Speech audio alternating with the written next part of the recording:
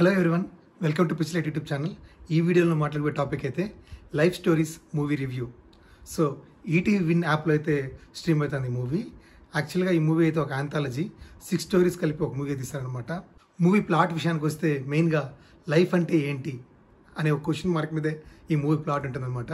ఇంకా స్టోరీలోకి వెళ్తే 6 ఇండివిజువల్ డిఫరెంట్ స్టోరీస్, లాస్ట్లో వాటిని ఎలా ఇంటర్ కనెక్ట్ చేస్తారనేసి. సో ఇందులో డిఫరెంట్ స్టోరీస్ ఉంటాయన్నమాట. ఒక క్యాబ్ డ్రైవర్ స్టోరీ, ఒక ఫ్రస్ట్రేటెడ్ సాఫ్ట్వేర్ ఇంజనీర్ స్టోరీ, ఒక ముస్లాం స్టోరీ, ఒక మమ్మీ స్టోరీ, పాత ఫ్రెండ్స్ స్టోరీ. సో ఇలా వేరియస్ స్టోరీస్ అయితే ఉంటాయి.